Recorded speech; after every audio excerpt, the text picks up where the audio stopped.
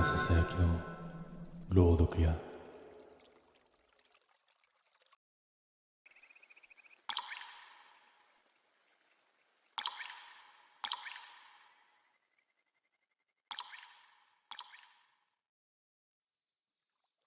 あれは3年前の秋、会社の連中と4人で山の温泉旅館に泊まりに行った時の話だ。観光というより、ただの息抜きだった。町から車で2時間ほどの山奥にある小さな旅館。古いが雰囲気は悪くない。川が近くを流れていて、夜になると水の音だけが聞こえてくる。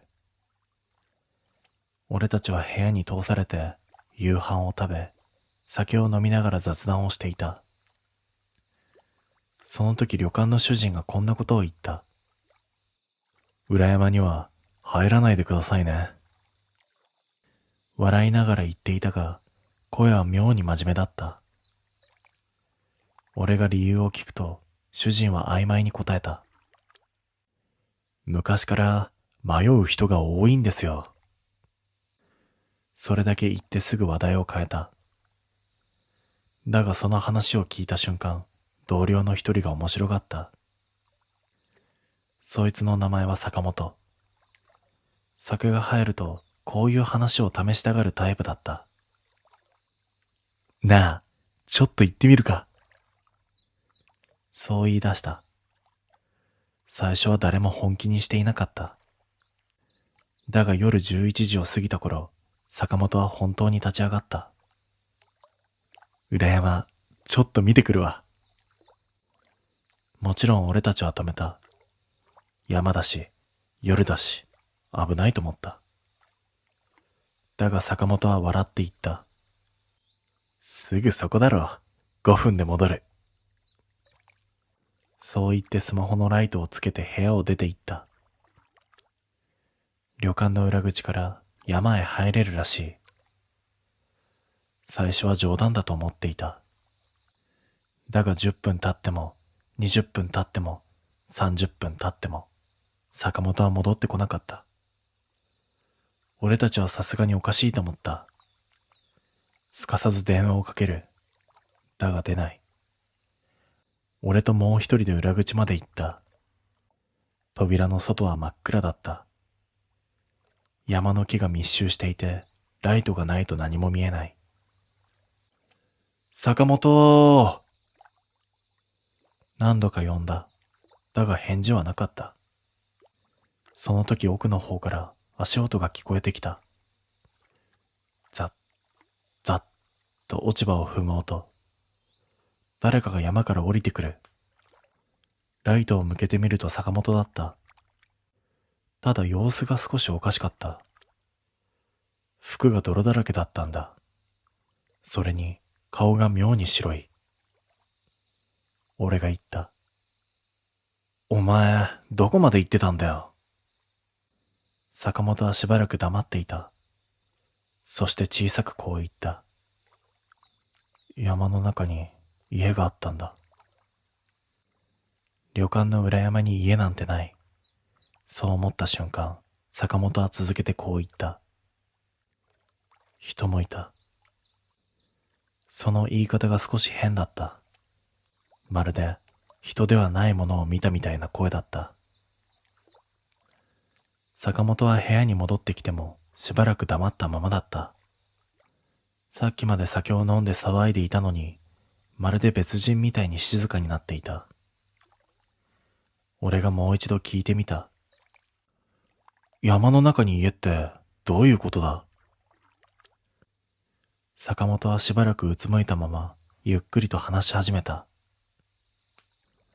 山道を少し上がったら、明かりが見えたんだ。真っ暗な山の中で、家の明かりだけが見えたらしい。旅館の明かりとは方向が違う、山の奥だった。坂本はそれを見て近づいた。最初は民家だと思ったらしい。だが、近づくほどに変だと思ったという。家は古かった。木でできた小さな家。山小屋みたいな形だった。だが、窓から明かりが出ているのに、周りに人の気配がなかったそうだ。そして坂本は家の前まで行った。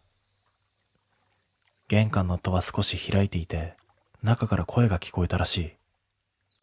ボソボソっと誰かが話している声。坂本は思わず中を覗いた。その瞬間、家の中にいた全員が一斉に坂本の方を見たらしい。5人くらい座っていた。いろりみたいな場所を囲んで、全員無言で。そして坂本はそこで違和感に気づいた。顔がよく見えなかった。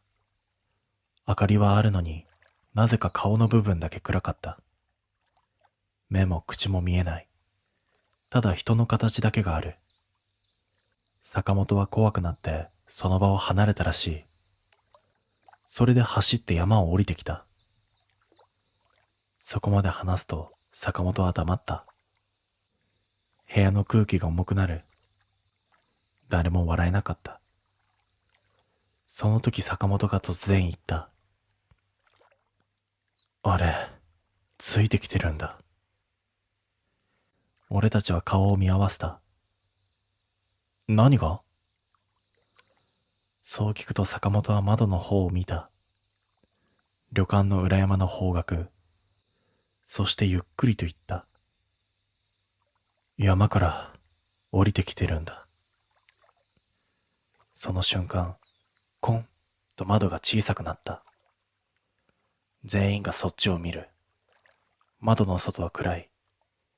だがガラスの向こうに何かが立っていたんだ。背の低い影。じっと部屋の中を見ている。坂本が震えた声で言った。あいつ、家にいたやつだ。その時俺たちは気づいた。窓の外の影、顔がなかった。窓の外の影は動かなかった。ただガラスの向こう側で立っている。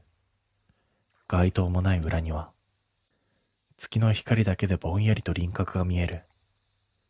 人の形。だが顔の部分だけが暗い。何もないみたいに。さっきまで話していた山の中の家。そこにいたやつと同じだと言った。誰も冗談だとは思えなかった。窓の外の影はじっとこちらを見ている。いや、見ているはずなのに顔がないんだ。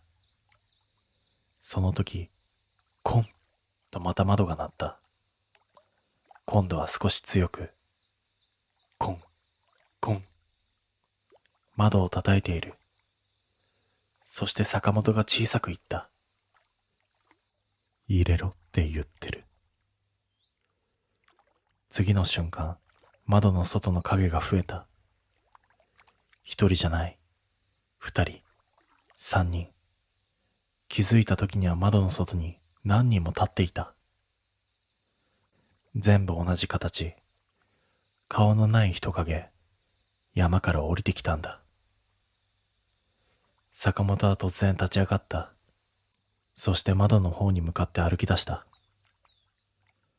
俺たちは慌てて止めに入る。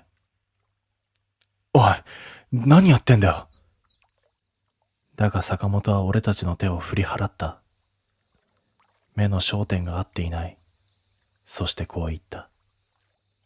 いや、呼んでるんだ。坂本はそのまま窓を開けた。冷たい夜の空気が部屋に入る。外の影たちは動かない。ただ坂本を待っている。そして坂本はゆっくりと外に出た。そして影の中へ歩いて行った。俺たちは慌てて追いかけた。だが坂本はもうそこにはいなかった。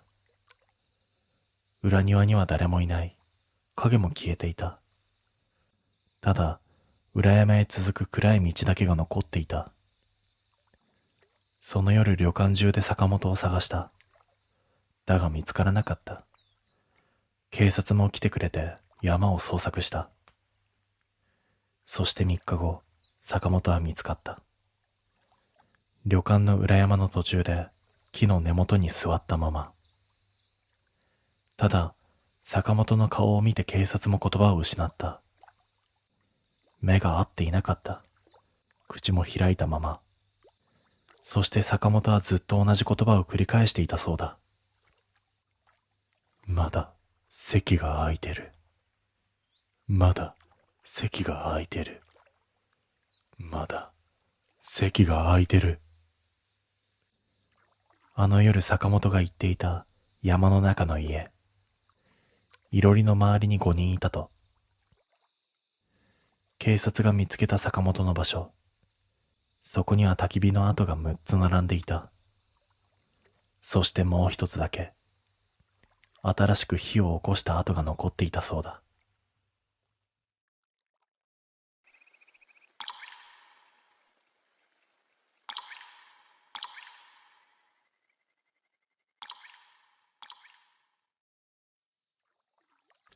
思い返せばあの日の異常は入り口の匂いで気づくべきだった。訓練用のトンネルは普段土ぼこりの乾いた匂いしかしない。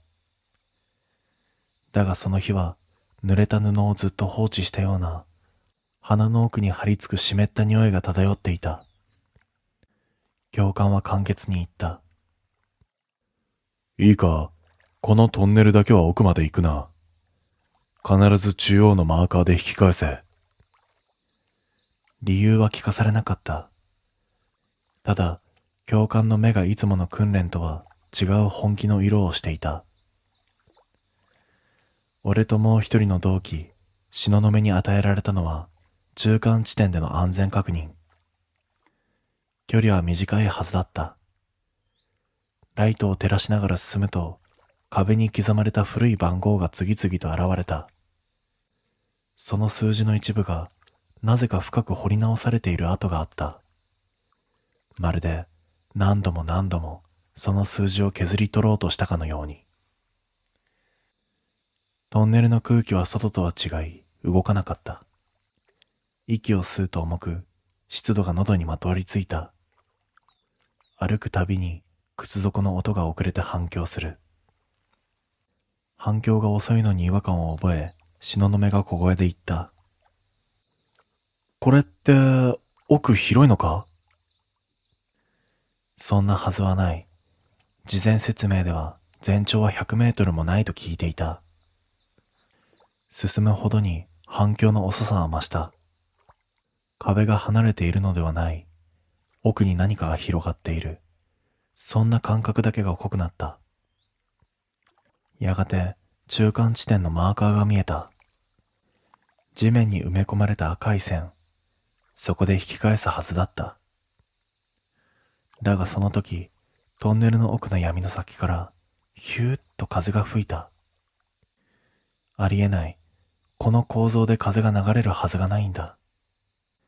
東雲と目を合わせた瞬間、俺たちは同時に気づいた。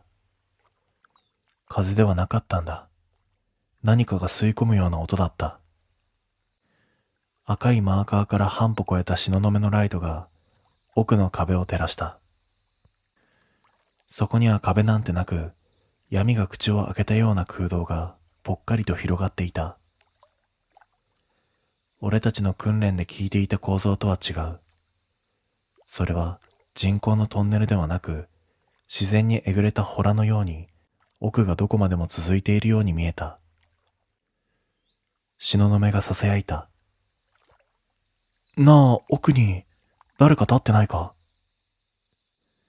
目を凝らすと闇の中に白い点が2つ上下に並んでいた。目の高さではない、人の膝ほどの高さに。それはじっとこちらを向いていた。俺は反射的に腕を伸ばし、東雲の肩を掴んだ。戻るぞ、今すぐ。そう言い切る前に、東雲が一歩だけ前へ進んだ。その瞬間、ライトが揺れた。その一歩の分だけ白い点がこちらに近づいた。人の膝ほどの高さにあるはずの点が、ブレもせず一直線に。東雲が息を吸う音が聞こえた。そして、ライトが消えた。ライトが消えた瞬間、東雲の息が詰まる音だけが暗闇に残った。俺は慌てて自分のライトを上げたが、光が奥へ吸い込まれるように弱まり、狭いはずのトンネルが黒く沈んで見えた。足元の赤いマーカーはかろうじて光を返すが、そこより奥は空間として存在していないように感じた。東雲、戻れ。赤線から出るな。声を絞るが返事はなかった。ライトを動かす。東雲はマーカーのギリギリ先に立ち、闇を凝視していた。瞳孔が開ききり、まるで何かを見せられているような顔だった。そして気づいた。東雲の影が足元に落ちていなかった。俺のライトが確かに当たっているのに、影だけがどこかへ消えていたんだ。東雲、聞こえるか？肩に触れようとした瞬間、彼の体が小さく震えた。呼ばれてる。その声は東雲のものなのに、別の何かと混ざったような深い響きだった。俺は腕を掴んで後ろへ引こうとした。だが東雲の体は地面に根を張ったかのように動かなかった。引く力とは逆にわずかに前へ傾いた。その時、闇の奥で白い点がまた光った。二つ、さっきよりもずっと近い距離で。ライトを向けると、光の中心が一瞬だけ濁るように揺れた。反射ではない、瞬きのように見えた。次の瞬間、ズッと何かが血をする音がした。靴でも布でもない、もっと柔らかい肉を引きずるような音。それが東雲の足元へ近づいてくる。俺は東雲を強く引いた。来い、下がれ。叫んでも東雲の体は微動だにせず、代わりに肩越しに俺を見た。その目が東雲の目ではなかった。焦点が合っていない。黒目が薄くにじみ、瞳孔が形を保てず、中心がゆっくりと溶けて広がっていく。その表情のまま東雲が囁いた。トンネルの奥に通じてる。言葉の意味が理解できなかった。だが言い終えた瞬間、東雲の足元の地面がかすかに沈んだ。いや、沈んだのではない。引かれた。俺は反射的に腕を掴んだ。だが引き戻そうとした瞬間、地面から黒い裂け目のようなものが開き、東雲の片足が飲み込まれた。東雲！俺の声はトンネルの奥で反響した。その反響の後ろに別の音が重なった。ヒュー、ヒューと吸い込む音。何かが呼吸をしているような遠く深い場所からの音。東雲の体がずるずると奥へ倒れ、裂け目の向こうへ沈んでいく。必死に腕を引いても東雲自身が抵抗していない。むしろわずかに前へ身を預けている。行く。私。その声の私だけ東雲の声ではなかった。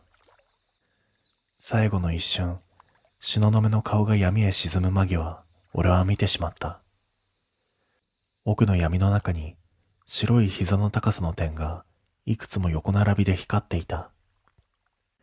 まるでこちらへ向けて頭を垂れている者たちが並んでいるかのように。そして東雲は完全に消えた。残されたのはぽっかりと開いた黒い穴と、そこから流れる低い呼吸音だけだった。東雲が消えた裂け目はしばらくの間呼吸するように動いていた。吸って吐いて、その度に冷気が漏れ、トンネル全体が奥へ引かれるように圧迫された。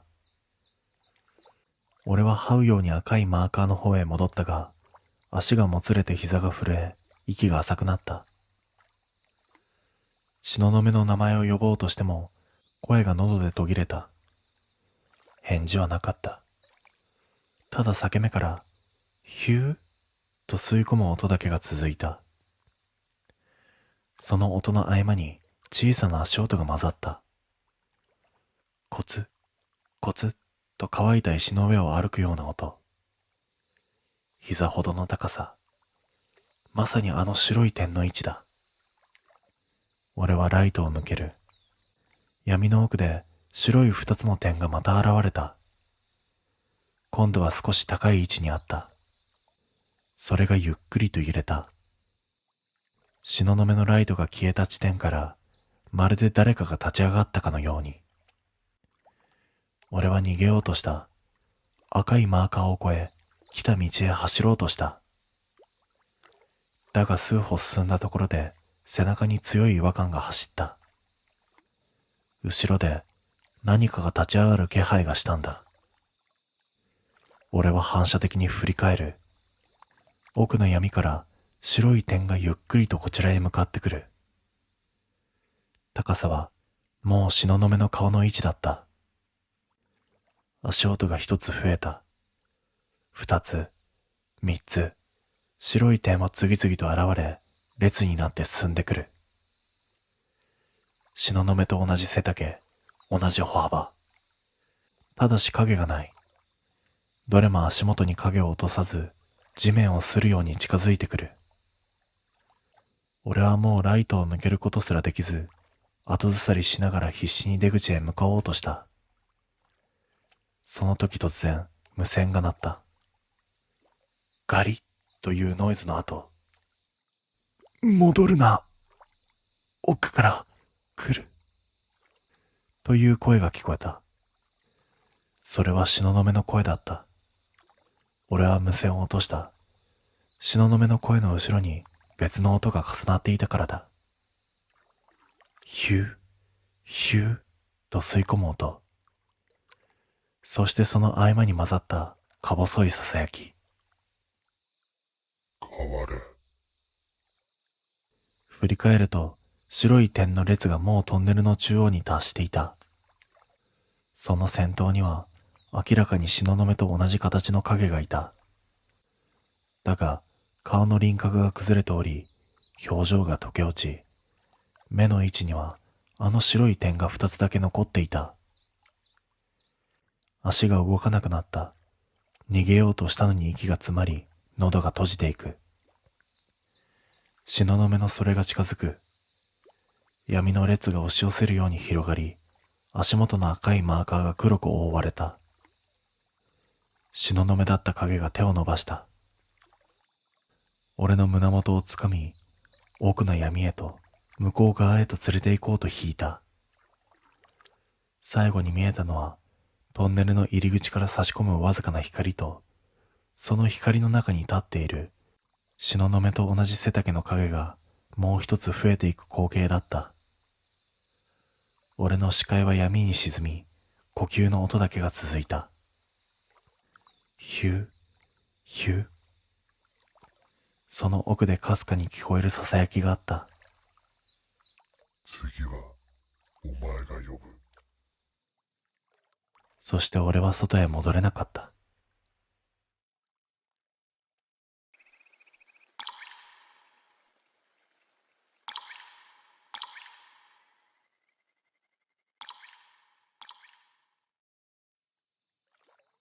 その夜の出来事は今でも頭から離れない。不動産屋で働き始めて2年、遅い時間の来客なんて珍しくもなかったけれど、あの日だけはなぜか胸の奥が重かった。夜の8時を回った頃、店のシャッターを半分下ろし、片付けをしていた時だった。入り口のドアがコンコンと軽く叩かれた。もう閉店なんだけどなぁ。そう思いながら顔を上げると、ガラス越しに人影が立っていた。スーツ姿の男性。頭を少し下げ、両手を胸の前で揃えている。契約時によく見る、鍵を返しに来たお客様の姿勢だった。俺は慌ててシャッターを上げ、ドアを開けた。すいません。今日はもう。そこで言葉が止まった。その男の顔にどこか見覚えがあったんだ。それは以前担当した事故物件の入居者。3ヶ月前、俺が鍵を渡したばかりの男性。確か数日前に亡くなったと報告が来ていた。遺品整理の立ち会いにも行った。棺が霊柩車に乗せられた瞬間まで見たし、間違えるはずがなかった。なのにその男が今俺の目の前に立っている。整ったスーツ姿のまま、ほんの少し微笑んで。男は口を開かず、ただ鍵を差し出してきた。銀色のキーホルダーが蛍光灯で冷たく光った。鍵ですか？震える声で聞くと、男は小さくうなずいた。俺は反射的に受け取ってしまった。鍵はひどく冷たかった。冬の夜の外に置きっぱなしにした金属みたいに指先がじんと痛むほど冷えていた。受け取った瞬間、男は一つも言葉を発さぬままくるりと背を向けた。そのまま店の前の歩道をまっすぐと歩き出した。待ってください。声をかけたが男は止まらなかった。歩く速さも変わらない。まるで音が届いていないみたいに、ただ同じ歩幅で前へ進むだけだった。店の明かりが届かない道路の暗がりに差し掛かったとき、男の姿がふっと薄くなった。体が闇に溶けるように輪郭がぼやけていく。次の瞬間、完全に消えていた。そこには誰もいなかった。走り去る音も、靴の跡も、影すら残っていない。手のひらにある鍵だけがありえない出来事の証拠だった。そしてその鍵に触れている指先がずっとひりつくように冷えたままだった。鍵を受け取ったあの夜から妙なことが続いた。まず、店の奥の事務所に置いていたはずの鍵が朝になるとカウンターの上に移動していた。置き忘れかと思った。だが、3日続けて同じ場所に勝手に置かれていた。キーホルダーの冷たさだけはあの日と変わらないままだった。4日目の夜、俺は鍵をデスクの引き出しの奥に入れ、重い書類を上から乗せて帰った。これなら動かない、そう思っていた。店を閉めアパートに戻り、シャワーを浴びて布団に入った頃、テーブルの上で、チャリンという金属が触れる小さな音がした。寝返りを打ってライトをつけた瞬間、息が凍った。テーブルの中央にあの鍵が置かれていたんだ。店の引き出しに入れてきたはずのものが自分の部屋の真ん中にある。俺は理解が追いつかず手が震えた。鍵をつまんでみると相変わらず氷のように冷たかった。その冷たさだけが生きている感じがして反射的に放り出してしまった。翌朝店に出るとシャッター前に見覚えのある靴の跡が残っていた。あの男が履いていた革靴の形にそっくりだった。だがその跡は途中で途切れていた。店の前のアスファルトで急に消えている。その瞬間背中が勝手にざわついた。その日の夕方、事故物件の管理担当から連絡が来た。例の部屋、深夜に誰かが出入りしているみたいなんだ。近隣の人がスーツ姿の男が入っていくのを何度か見てるらしい。俺は反射的に言葉が出た。鍵は帰ってきてますよ。担当者が一瞬黙った後、低い声で言った。いやー、その部屋、もう鍵全部交換してるんだ。血の気が引いた。じゃあ店に置かれていた鍵も、部屋に入ったという男も、本来存在しないはずのものになる。その日の夜、俺は覚悟を決めてあの部屋へと向かった。逃げているだけでは終わらない気がしたからだ。事故物件の前に立つと、曇ったガラス窓の向こうに薄い影が一つ揺れていた。動いている。確実に誰かが中にいる。俺の手にはあの日受け取った返された鍵。その金属の冷たさはもう皮膚に食い込むような冷たさだった。俺はその鍵で開くはずのないドアにそっと差し込んだ。鍵を差し込んだ瞬間、カチリと軽く音がした。交換済みの鍵のはずなのに開いたんだ。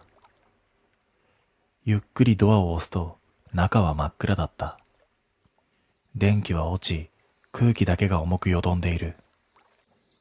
部屋の中央には何もなく、ただ湿った匂いが漂っていた。一歩踏み出す、その瞬間だった。背後でガチャッとドアの鍵が内側からゆっくり閉まった。反射的に振り向いたが誰もいない。けれど確かに誰かに閉められた。ドアノブをつかむがびくともしなかった。外から鍵をかけられたように完全に動かない。暗闇の奥で不意にスーツの擦れる音がした。男がそこに立っていたんだ。3日前に亡くなったはずの入居者。スーツ姿のままあの日と同じ姿勢で肩を落としている。照明がついていないのにその輪郭だけがくっきりと見えた。まるで影そのものが光っているようだった。男は歩き出した。だが足音はない。ただ床の上を滑って近づいてくる。その動きがこの世のものではなく、膝の曲がり方も腕の角度も全部が人間の不自然な動きから外れていた。俺は後ずさった。逃げようにもドアは開かない。窓も固く閉ざされている。男が数歩手前で止まり、胸元からゆっくりと何かを取り出した。それはあの日俺が渡した最初の鍵だった。男は口を開いた。声ではなく空気の震えみたいな響きで。返した。だからお前が持て。次の瞬間部屋が一気に冷えた。足首に何かが絡みつく。床から伸びる黒い手のような影が俺の足を掴んで離さない。引っ張られる。床に吸い込まれるみたいに全身が沈んでいく。やめてくれ！叫んでも腕が震えるだけで動かない。男がじっとこちらを見て、右手をゆっくりと差し出した。ここは、開けたらダメなんだよ。理解した。あの日鍵を返しに来たのは、部屋に呼ばれたからではない。部屋が次の人間を欲しがっていたからだ。足が完全に床に沈んだ。腰まで影に飲み込まれ、冷たさが骨に突き刺さる。そして男が最後に小さく頭を下げた。まるで引き継ぎの挨拶みたいに。視界が黒に染まり、体は完全に床の下へと落ちていった。最後に見えたのは、男の足元に転がる俺のスマホと、鍵を返しに来ました、と書かれた未送信のメモだった。もうこの部屋から俺は出ることはできなかった。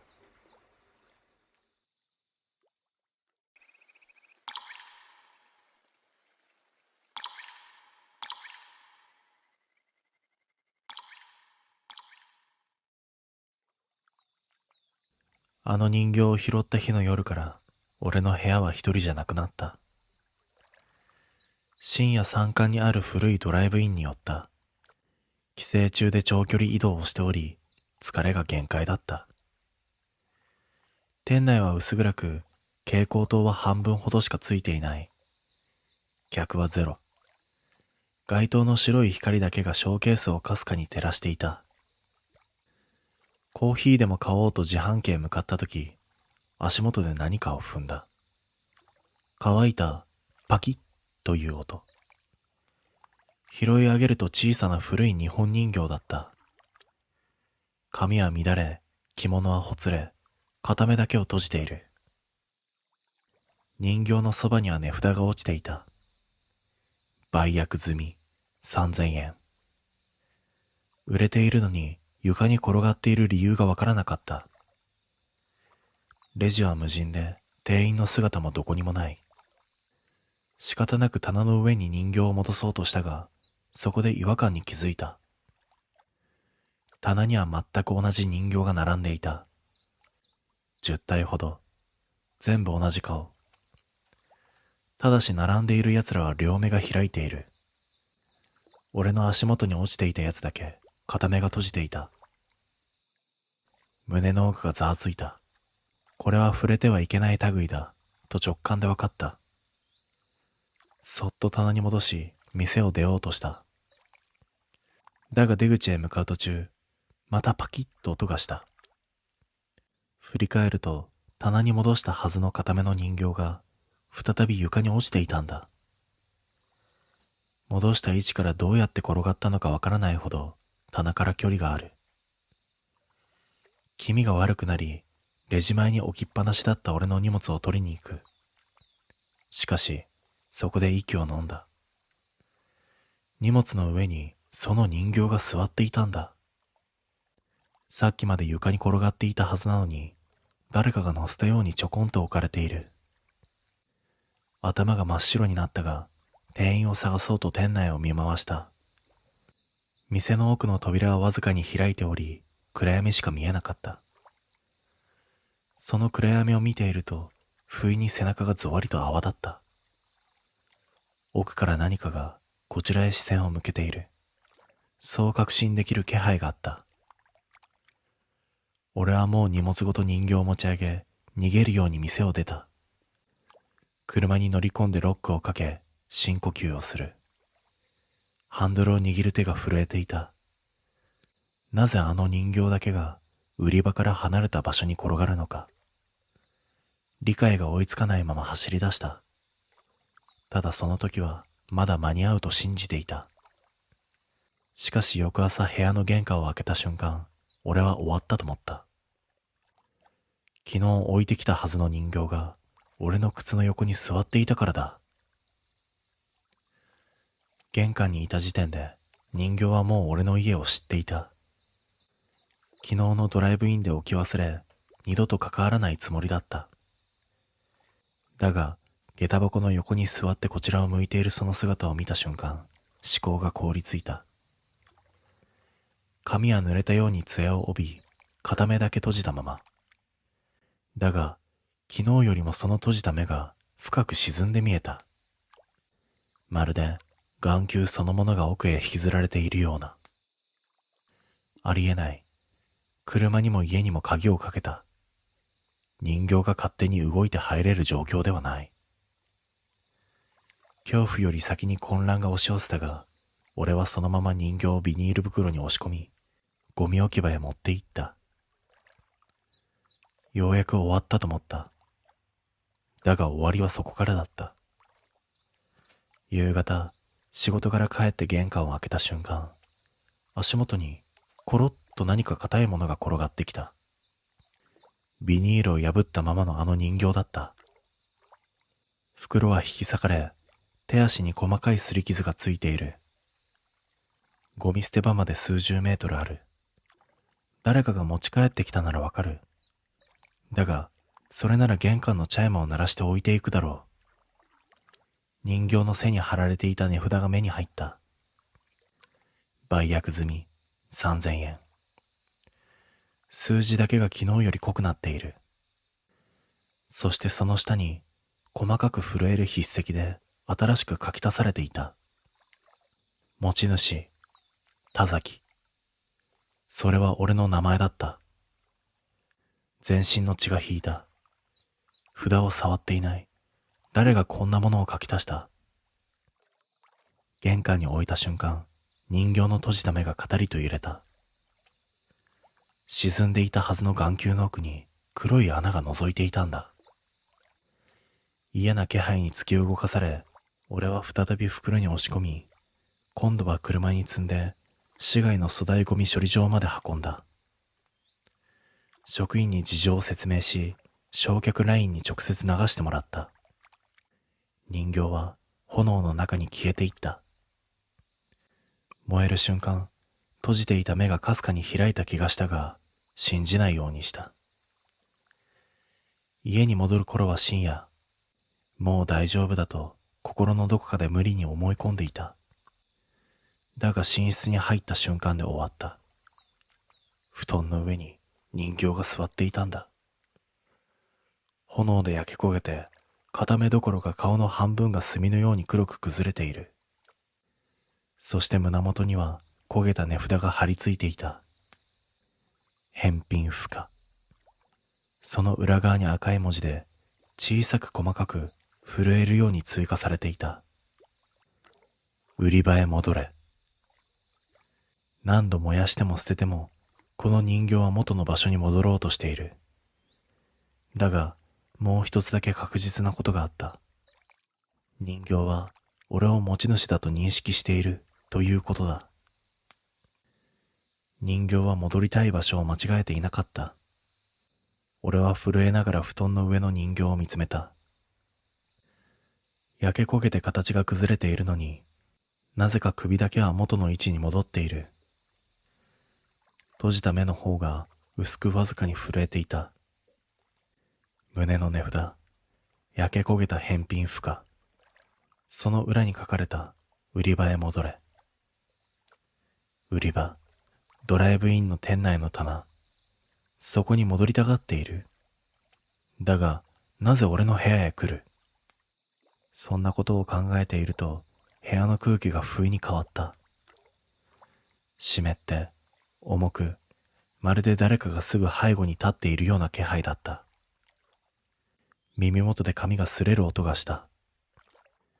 値札の紙が誰かに引っ張られているような音だった。怖くなって部屋から飛び出し、車の鍵を掴んで外へ走った。深夜の道路を無我夢中で走り続け、例のドライブインへと向かった。山の闇の中に白い街灯がポツンと浮かび、まるで待ち構えているようだった。車を止めて店に近づくと、自動ドアが勝手に開いた。誰もいない店内。昨日と同じ蛍光灯の半分だけがつき、ショーケースだけが薄く光っていた。棚を見た瞬間、呼吸が止まった。人形が10体並んでいる棚。その一番奥に焼け焦げたあの人形が座っていたんだ。まるで最初からそこにいたかのように。だがおかしい。10体のはずが11体になっているんだ。燃やして消えたはずがなぜ増えている。近づこうとした瞬間、棚の下からコトッと音がした。しゃがんで覗き込むと、俺が乗せた覚えのない買い物かごが置かれていた。かごの底には昨日拾った最初の値札が貼られている。売約済み3000円。その横に新しく書き足された赤文字。お支払いは持ち主本人。意味が分かった瞬間、背筋が冷えた。ここへ戻したのではない。ここまで俺を戻させたんだ。人形自身が売り場に帰るのではなく、持ち主である俺を売り場へ連れ戻した。そして、棚の11体すべての人形が、ゆっくりと同じ速度で片目を閉じた。焼け焦げた人形も、棚の奥のやつも、全部同じ動き。棚の上で小さな口が開いた。声ではなく、息のような音が漏れた。帰れ。俺は反射的に後ずさった。だが足が何かにつかまれた。足首に冷たい指が絡みつく感触。しゃがんでみた時にはもう遅かった。棚の下の暗闇から墨のように黒い腕が伸び、俺の足を店の奥へと引きずり込んだ。踏ん張る間もなく体が床を滑った。棚の下から覗く何十もの目。そのすべての目線が俺に合わさっていた。最後に見えたのは、棚の一番手前の人形が胸の値札をこちらへ向けて掲げる姿だった。焦げた紙にははっきりとこう書かれていた。売り場に戻すもの、持ち主。それがこの店の返し方なんだ。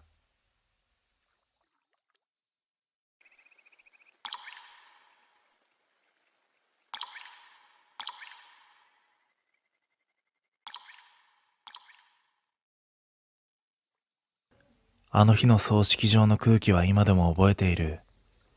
湿ったような匂いと、外より少しだけ暖かい空気。季節のせいではなく、肌の下に入り込むような不気味な温度だった。おじの急な葬儀で親戚が慌ただしく集まっていた。俺は受付を手伝うことになり、出入り口に立ちながら弔問客へ挨拶を続けていた。人の流れが一旦落ち着いた頃、いとこから短く呼ばれた。棺の中を確認してほしいと。理由は聞かなかった。ただ妙に焦った声だった。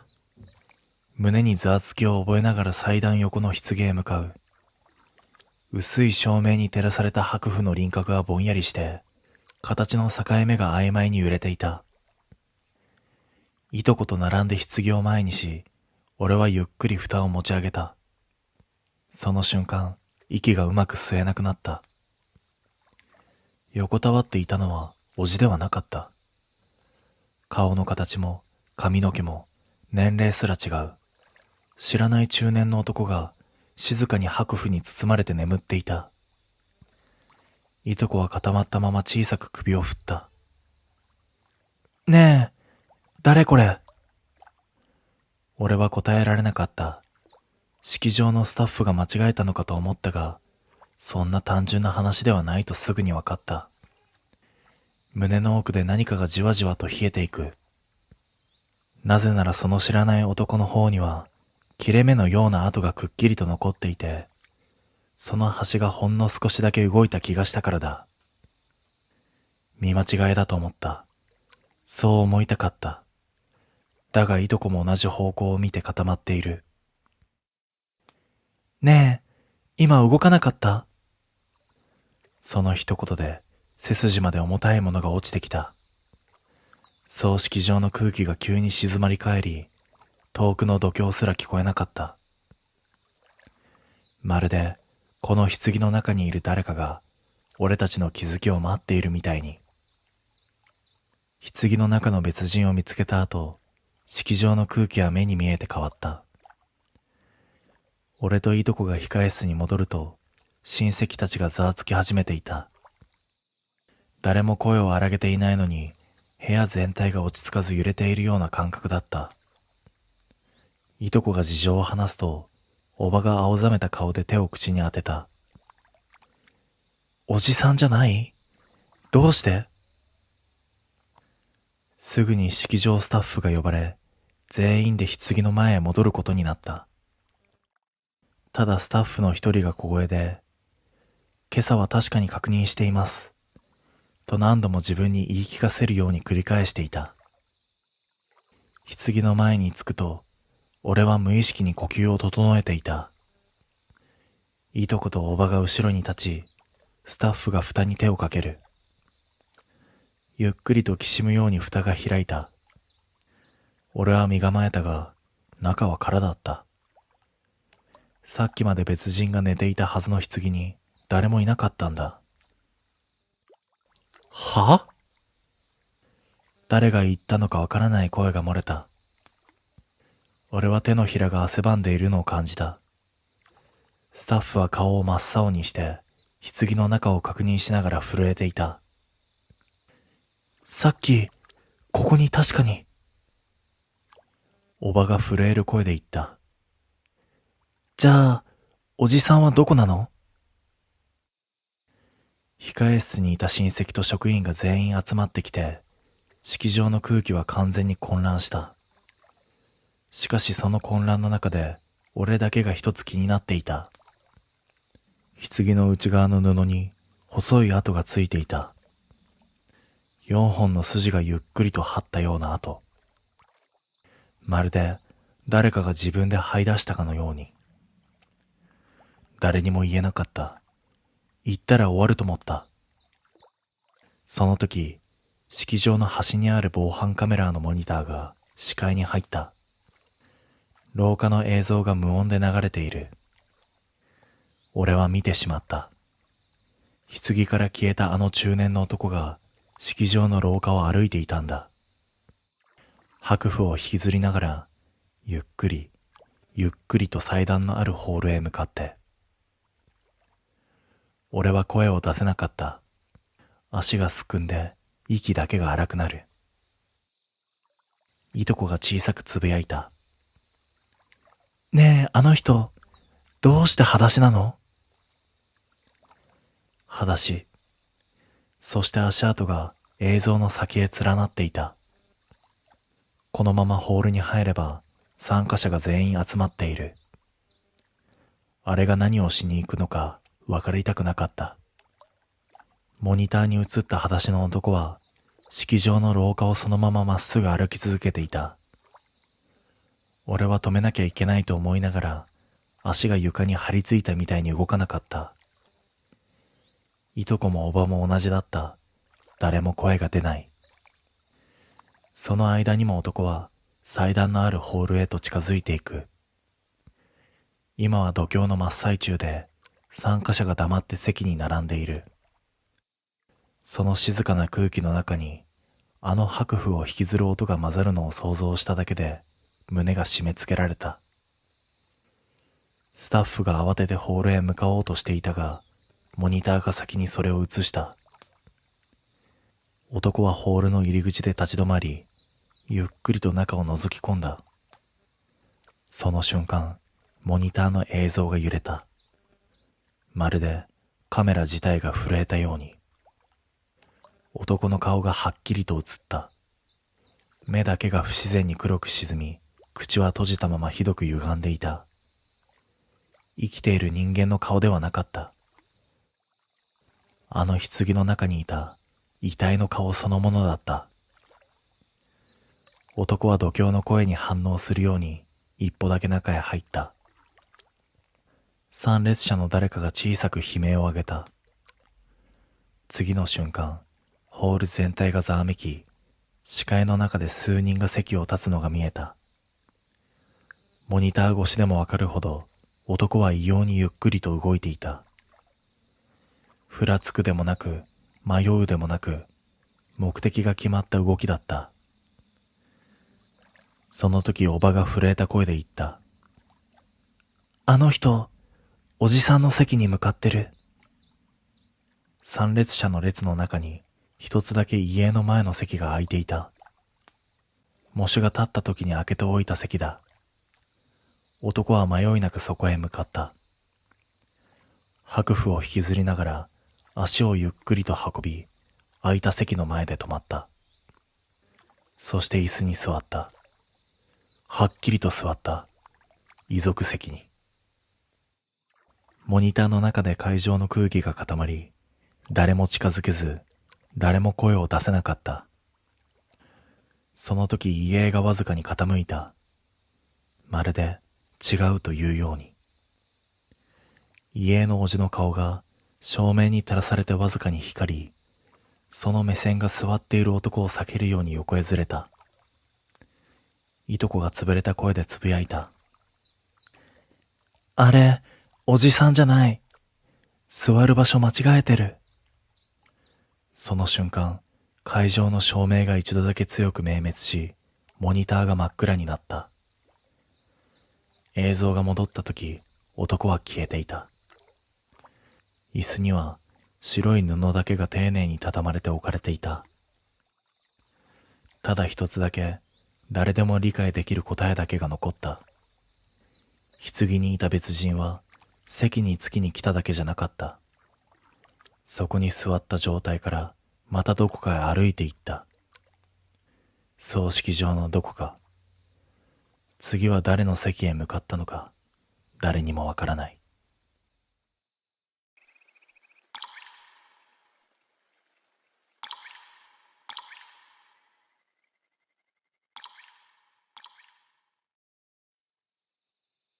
思い出すだけで耳の奥がじんと重くなる。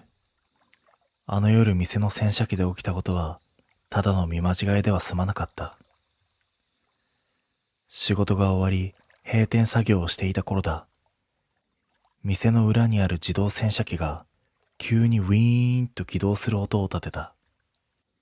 電源は切ってあるはずだった。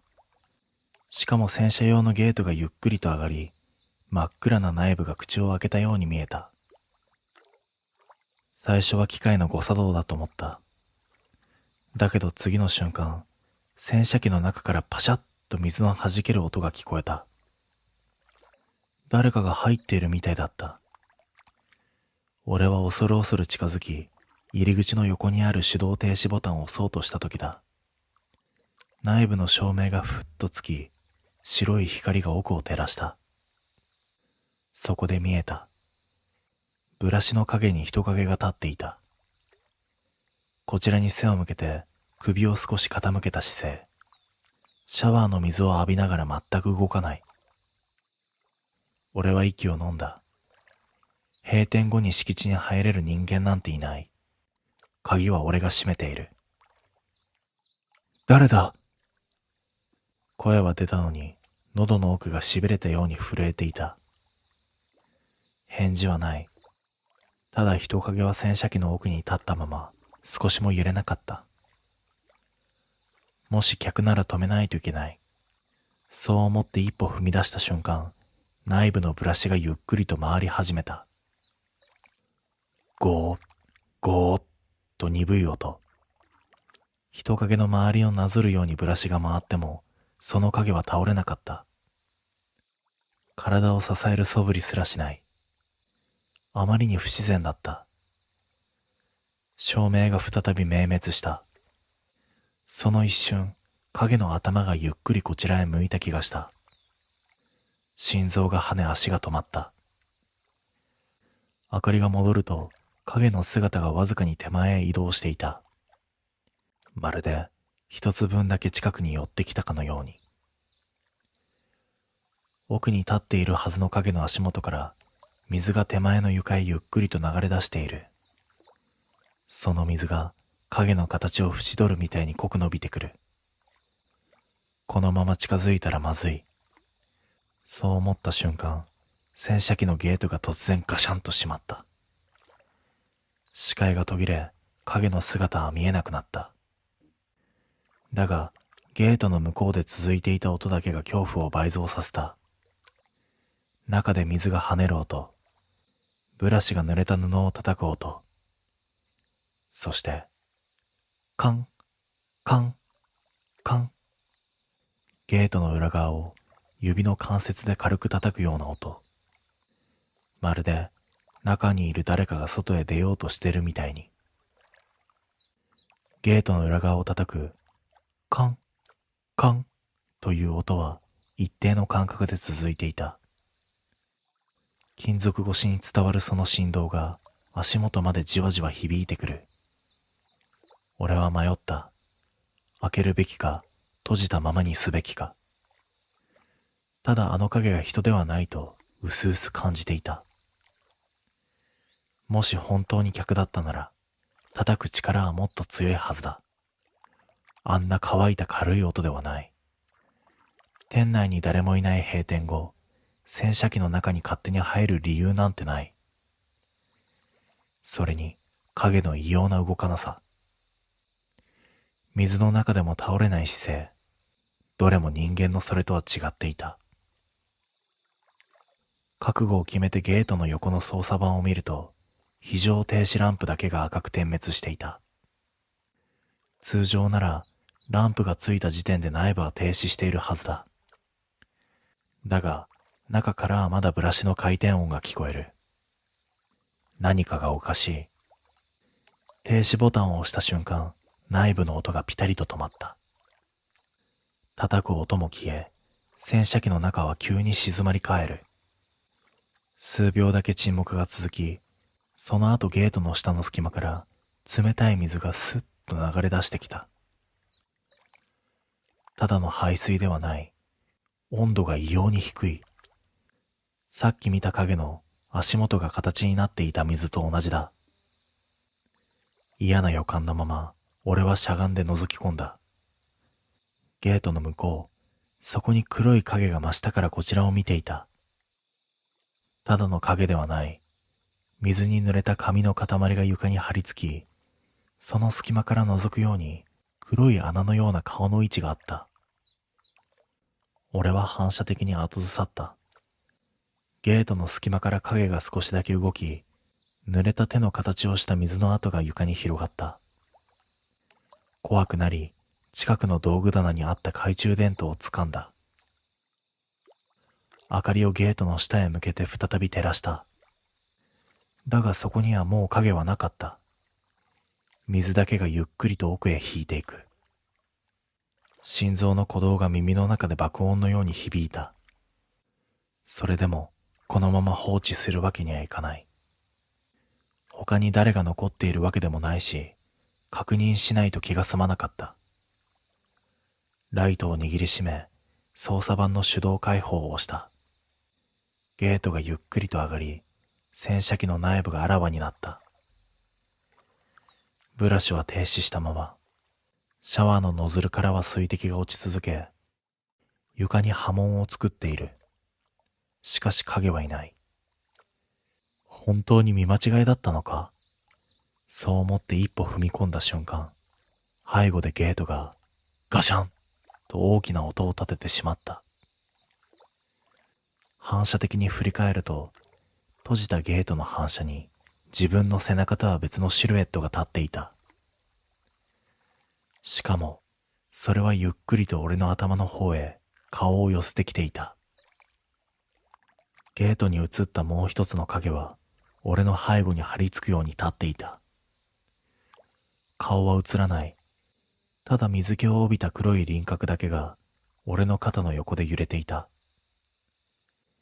息が止まりそうになった。振り返りたいのに足が固まって動かない。ゲートの向こう側には誰もいない。なのに反射の中だけに影がいる。影はゆっくりと首を傾けた。無音のままこちらを覗き込むように角度を変えていく。ゲートの反射には影の輪郭が強く映るのに、振り返っても実態は見えなかった。いるのにいない。その理解がじわじわと頭に広がり、背筋の奥まで冷えていく。逃げ出そうと後ろへ下がった瞬間、影も反射の中で全く同じ動きをした。俺が一歩下がれば、影も一歩前に寄ってくる。明らかに俺に合わせて動いている。その時、洗車機の天井でノズルがカチリと音を立てた。自動で動くはずのない装置が勝手に角度を変えていたんだ。次の瞬間、冷水のシャワーが頭上から勢いよく落ちてきた。目を開けられないほど強い水圧。声を出そうとしても、口の中まで冷水が流れ込んで息が吸えなかった。必死に顔を上げたとき、ゲートの反射の中の影が変わっていた。輪郭が俺のすぐ後ろに張り付く。肩に重いものを置かれたような感覚が走る。誰かが水を浴びながら真後ろで顔を寄せている。反射の中で影の頭が俺の首元に触れた。ぞわりとした冷たい感触。息が止まった。影はそこで止まらず、さらに首を傾け、俺の耳元へゆっくりと顔を寄せてきた。水の音しか聞こえないのに、口を開ける動きだけがはっきりと見えた。その瞬間、背後でカンと軽い金属音。洗車機の最奥から聞こえたその音に合わせるように、影が一気に俺の肩へ覆いかぶさるように密着してきた。恐怖で足が崩れそうになりながら、俺は反射の中で影の形を必死に追った。その影は、もう俺の後ろには立っていなかった。輪郭が溶けるように俺の体へ沈み込み、背中の中心から黒い水滴が静かに落ちていく。自分の体温が奪われていく感覚だけが鮮明だった。ようやくシャワーが止まり、ゲートが自動で開いた。その瞬間、影の感触もスッと消えた。だが洗車機から出たとき、足元の水たまりに別の足跡が並んでいた。俺の靴とは違う裸足の足跡が。どこにもいないくせに、確かに洗車機から一緒に出てきた足跡だった。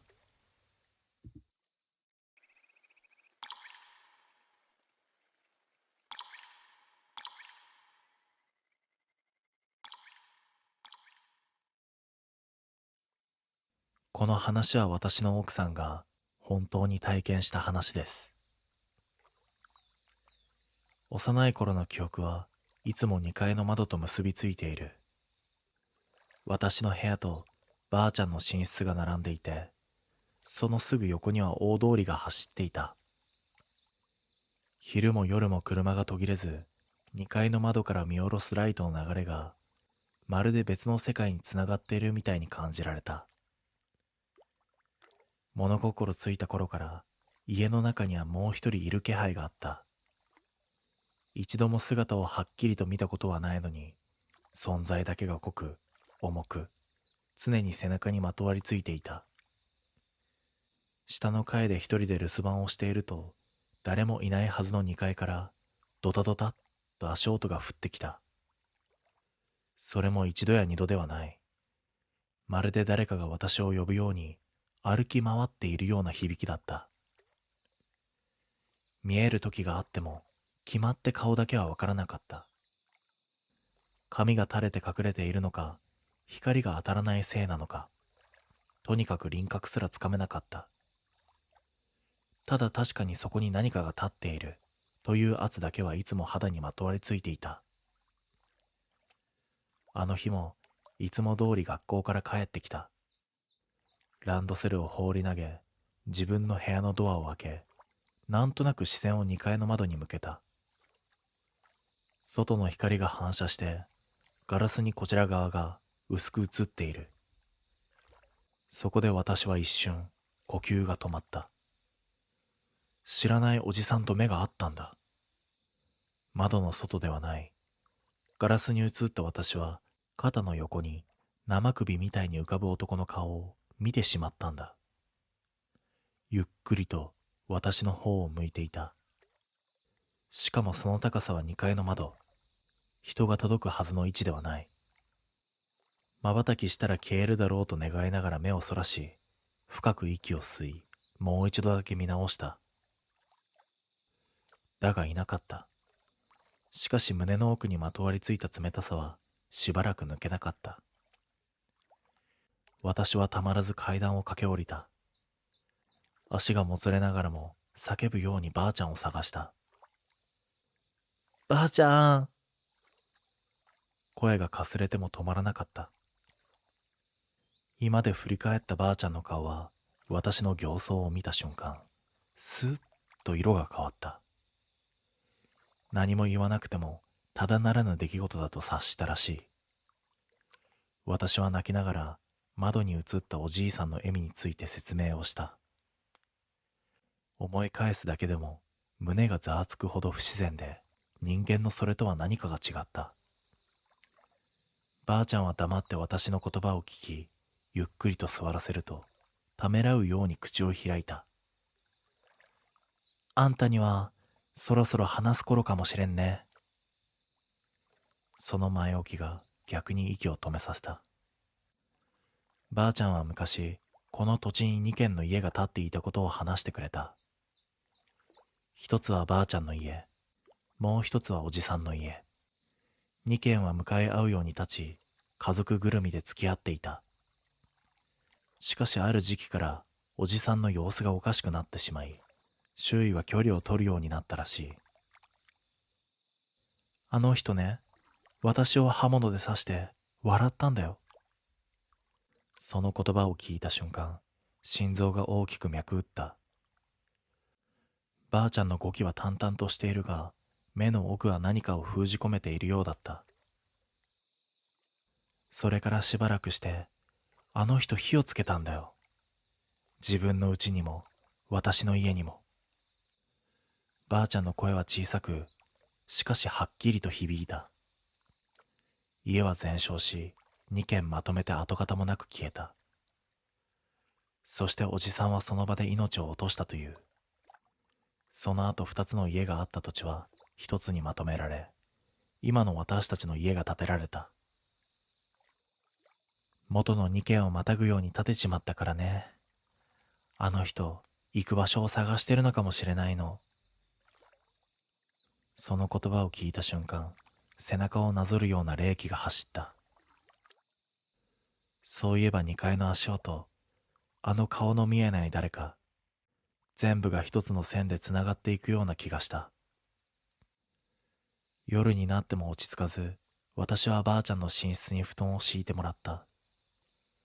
2階の廊下は暗く、電気をつけても奥まで光が届かなかった。あの窓の前を通るだけで心臓が強く跳ねた。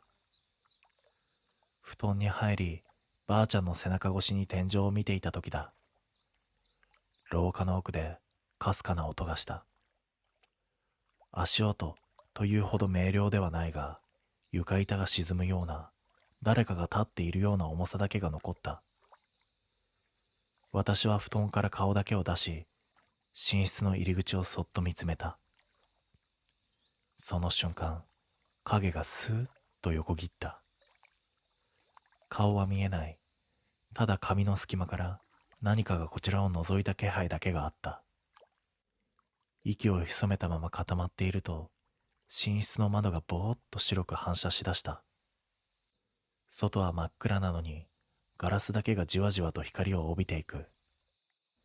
その中央にぼんやりと輪郭が浮かんだ。笑っていた。昼間に窓で私を見ていたあの顔が、生首のままガラス越しにこちらへ向けて、薄く唇を持ち上げていた。声が出ないまま、ただ目をそらせなかった。瞬きをしたら、もっと近づいてくる気がした。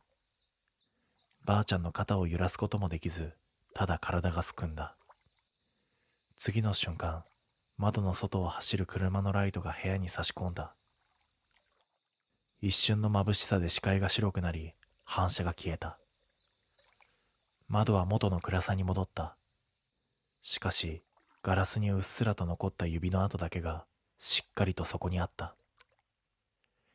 2階の窓の外、人が届くはずのない高さに5本の指が押し当てられた後、その先が闇へとスーッと消えていくように見えた。ばあちゃんの寝室の窓は今もそのままだ。夜になると時々光を反射して誰かの顔の形に見える瞬間がある。私はもうあの窓を真正面から見ない。近づいたら笑ってくるのを知っているからだ。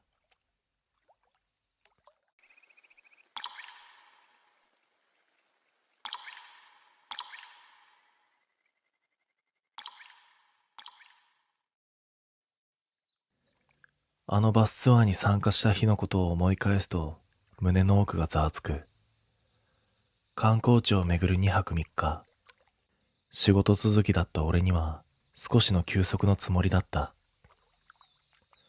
朝の集合場所はひんやりとしていて、参加者は眠たげに乗り込んでいく。俺は窓側の席を選び、軽く息をついた。バスが動き出すと、車内の空調の音とガイドの柔らかい説明がゆっくりと混ざり合う。そんな穏やかな空気の中で、それは突然視界に入った。山へ向かう道の途中、ガードレールの外側に一人の女の子が歩いていた。白っぽい上着に薄い色のスカート。肩までの髪が風に揺れている。小学生くらいに見えた。最初はただ近くの家の子かと思った。だが次のカーブを曲がった先にもその女の子がいたんだ。また歩いている。同じ速度で、同じ向きで。バスを追うでもなく、離れるでもなく、ただ隣の道を歩いている。俺は思わず身を乗り出した。距離も高さもあるのに、目線が合いそうなほど近く感じたんだ。だが周りの乗客は誰も気づいていないようだった。ガイドは資料をめくるのに夢中で、運転手も前だけを見ている。バスはさらに奥の山道へと入っていく。カーブが続き、橋を渡り、小さな集落の前も通過した。なのに女の子はまたそこにいたんだ。今度は舗装されていない脇道を歩いていた。足元は石ばかりなのに転びもしない。姿勢を変えないまま前へ前へと進んでいる。俺はさすがにおかしいと思い、隣の席の中年女性に声をかけようとした。しかしその一歩手前で躊躇した。もし見えているのが俺だけだったら、そう思った途端急に声が出なくなった。バスは観光地近くの湖沿いへ差し掛かった。朝の光が水面に広がり、景色は一気に明るくなる。客たちが窓の外に目を向け、歓声が上がる。その瞬間、湖の向こう側の細い砂利道にまた女の子が立っていた。歩いているのではなく、こちらを見ている。距離があるはずなのに、表情までわかりそうなくらいはっきりと見えた。ただその顔は妙にのっぺりとしているのではない。遠すぎるのに輪郭だけがやけに近く感じる。そんな不自然な見え方だった。息が詰まるような違和感を覚えたとき、ガイドが突然アナウンスした。では間もなく湖畔の休憩所に到着しま。ガイドの声が突然途切れた。運転手の前に吊るされていたミラー、そこに映った後方の景色にあの女の子が映っていた。今俺が見ている窓の外ではなく、バスのすぐ真横に立っている。ありえない距離だ。バスは走っているのに、まるで並んでついてきている。ミラーの中の女の子の顔がわずかに傾いた。その瞬間、理由もなく背中が固まった。女の子は歩いていたわけではない。最初からバスの外側に張り付いていたんだ。そう思った途端、急に呼吸が乱れ、胸がギュッと縮むようだった。休憩所までまだ十数分残っていた。俺はその十数分が永遠に感じられるほど、窓の外から視線を外せなくなっていた。休憩所へ向かう道のりはいつもよりはるかに長く感じた。ミラーに映った女の子は依然としてバスと同じ速度で並んでいる。歩幅も腕の振りも見えない。ただ滑るように横を進んでいる。俺は怖くて窓に寄れなかった。けれど視界の端にどうしても入ってしまう。わずかな影の動きだけでそこにいると分かってしまった。ガイドが明るく声を出した。次の休憩所で少し長めの休憩になります。トイレなど。途中から声が震えている。ガイドも気づいているんだ。運転席のミラーの横に立つ子。運転手は前だけを見ながらハンドルを強く握っていた。指の血の気が引いている。数分後、バスが左カーブに差し掛かった。その瞬間、車体がわずかに傾き、外の景色が開けた。そして俺は見てしまった。窓に映った自分の横に女の子の顔が張り付いていた。表情はない。口も目も動かない。ただこちらを見ている形だけがある。俺は思わず目をそらした。だがその直後、指先にひんやりとした感触が触れた。コンと窓の外側から小さく叩く音がした。まるで気づいているよねというみたいに。乗客たちがざわっとした空気をまとい始める。誰も何が起きているとは言わないが、全員が視線を伏せている。さらにバスが走り、木々の切れ間を抜けた時だ。外の道の影が動いた。女の子が今度は先回りをしていたんだ。崖沿いの細道に立ち、こちらに向かって首を傾けている。その姿を見た瞬間、胸の奥がキュッと縮んだ。歩いて追いつける速度ではない。あれはどう見ても人の動きではなかった。ガイドが震える声で叫んだ。もうすぐ休憩所です。皆さん、そのままで。前方に木造の建物が見えた。観光客で賑わうはずの休憩所だ。だが近づくにつれ、景色の隅が妙に暗く見えた。光が吸い込まれるような影が建物の裏側に落ちている。バスが減速し、停車準備に入った瞬間、窓の外の女の子が急に消えた。風もないのに髪一筋残らず、ただ消えた。その時俺は悟った。あの子は歩いて追っていたんではない。バスがどこへ向かうのか最初から全部知っていた。そしてここで待っている。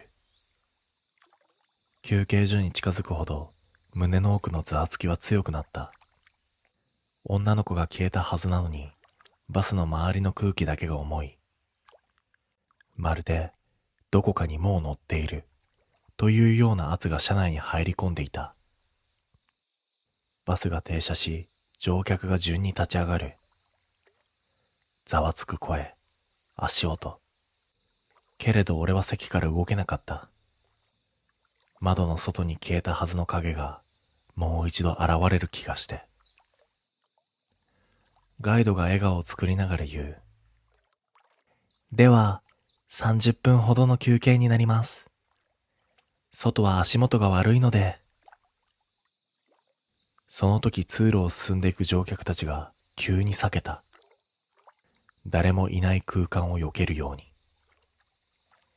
俺は息を飲んだ。誰にも見えていないだけで、そこには何かが通っている。ゆっくりと出口へ向かって。ドアが開くと冷たい風が一気に流れ込んだ。まるで何かを歓迎するように、ぐっと空気が引かれる。客たちが外へ出る中、俺はついに見てしまった。バスの階段の一番下に女の子が立っていたんだ。さっきまで顔が遠くに見えたのに、今ははっきりとわかる。目だけが妙に大きく黒く沈んでいる。笑ってもいないし、泣いてもいない。ただ待っていたように立っている。俺と視線があった。体が固まったその瞬間、女の子は一歩だけ前へ出た。足音はない。影も薄い。けれど確実に近づいてきていた。どうかしましたか？とガイドが後ろから声をかけてきた。俺は振り切れないまま、かすれた声を絞り出した。子供が、外に。言い終える前に、ガイドが不思議そうに眉を寄せた。子供？この休憩所、今日は団体さんだけですよ。その声を聞きながら俺は、もう一度ゆっくり前を見た。女の子がすぐ目の前にいた。階段の段差を無視した高さで立っている。足は地面についていない。スカートの裾だけが風もないのに揺れていた。次の瞬間、女の子の口がゆっくりと開いた。声は出ていないはずなのに、はっきりと聞こえた。見つけた。その言葉と同時に、視界がぐにゃっと歪んだ。足元が崩れるような感覚に襲われ、思わず背中側へよろめく。気づけば女の子の姿は消えていた。だが階段には、泥のついた裸足の足跡が2つ残っていた。外ではない、バスの中へ向かう形で。ガイドが血の気を失った顔でつぶやいた。靴履いていない子なんて誰も。俺は返事ができなかった。それよりも背後の通路から聞こえてきた軽い足音の方が何倍もはっきりと聞こえていた。パタパタとゆっくりと俺が座っていた席の方へ戻っていく足音。振り返れなかった。だが全員が知っていた。女の子は窓の外を歩いていたわけではない。最初からずっとバスの中に入るタイミングを窓越しに探していたんだ。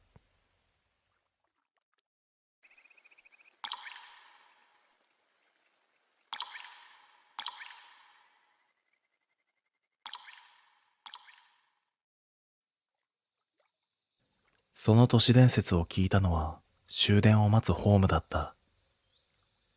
隣にいた若い男が友人に向かって小声で話していた内容がなぜか耳に残ったんだという言い訳を後で何度も自分にすることになる。この駅ではごく稀に終電が来ない夜があるらしい。電光掲示板が突然消え、アナウンスも流れず、誰も騒がないまま人の流れだけが改札へ向かう。そういう夜に限って駅前のロータリーには一台だけのタクシーが待っているんだという。それに乗れば必ず家まで帰れる。ただし条件がある。ホームで誰とも目を合わせないこと。目が合った相手とはもう二度と同じ場所には戻れない。男たちは笑っていた。いかにもありそうな作り話だと。俺も同じように聞き流し、電光掲示板を見上げる。終電まではまだ3分ある。酔いはほとんど抜けているし、足取りもしっかりとしている。その時表示がふっと消えた。次の瞬間には何事もなかったかのように明るさが戻った。だが掲示板は暗いままアナウンスも流れない。周囲を見回す。10人ほど立っていたはずの乗客たちは誰一人として驚いていない。ただ静かに路線の奥を見つめている。胸の奥に鈍い違和感が広がる。さっきの話が頭をよぎった。目を合わせるな。俺は視線を落として自分の靴だけを見るようにする。隣の気配がわずかに近づくが顔は上げない。やがて人の流れが動き出し、誰も文句を言わないまま階段へ向かう。俺もそれに続いた。駅員はいないし、改札は開いたまま。そのまま外へ出ると、ロータリーは妙に静まり返っていた。いつもなら酔った客とクラクションで騒がしい時間帯なのに、エンジンをかけたままのタクシーが一台だけポツンと止まっている。他に客はいない。運転手は前を向いたままだが、俺が近づいた瞬間、後部のドアが静かに開いた。誘われるように乗り込んだ。シートはひどく冷たく、誰も座っていなかったはずなのに、わずかな湿り気を感じる。ドアが閉まり、まだ何も言っていないのに車を発進した。目、合わせませんでしたね。運転手の声が低く落ちた。背中に冷たいものが走る。俺はまだ一言も話していない。運転手はそれ以上説明しなかったが、言葉の続きを待つ必要はない気がした。目を合わせなかった人だけが乗れる。ならば、合わせた人はどうなったのかという疑問が自然と胸の奥に沈んだ。車は駅前の明かりを抜け、住宅街へと入っていく。さっきまでいたはずの街の音がやけに遠い。信号で減速しているはずなのに、ブレーキの感触が薄い。まるで道路の上を走っていないような不安定な浮遊感がある。バックミラーを覗いた。後部座席には俺しかいないはずだが、ガラスの映り込みに違和感がある。肩の位置に重なる影がいくつもある。輪郭ははっきりしないのに数だけは確実に多い。数えようとした瞬間、右側のシートがわずかに沈んだ。誰かが腰を下ろした時のような重みが伝わる。反射的に横を見そうになり、首の動きを止めた。目を合わせるな。その条件だけが異様なほどはっきりと頭に残っている。他の人はどうなったんですか？できるだけ平静を装って尋ねてみた。運転手は前を向いたまま答える。帰る場所が違うだけですよ。どこへ帰るのかは聞かなくてもわかる気がした。その時耳元にかすかな息が触れた。近い。すぐ隣だ。どうして目をそらしたの？女の声だった。若い声だが感情が抜け落ちている。続いて別の声が重なる。見ていてくれたら連れて行けたのに。連れて行く。言葉の意味がゆっくりと背中に染み込んだ。ホームで視線を落としたとき、確かに誰かの足元が視界の端に入っていた。もしあの時顔を上げていたら、自分は今ここにいなかったかもしれない、という考えが浮かんだ。車は赤信号をそのまま通り抜ける。クラクションは鳴らないし、対向車も見えない。まるでこの車だけが街とは別の層を走っているみたいだった。左側のシートも沈む。肩が押され、視線が前に固定する。運転手が静かに言った。家までは送りますよ。ただし、最後までは振り向かないことです。最後まで。その言葉と同時に、後部座席の空気がさらに重くなった。俺のすぐ背後で、複数の呼吸が重なった。車はやがて、俺のマンションの前で減速した。見慣れた建物のはずなのに、妙に遠く感じる。エントランスの明かりはついているが、周囲に人の気配はない。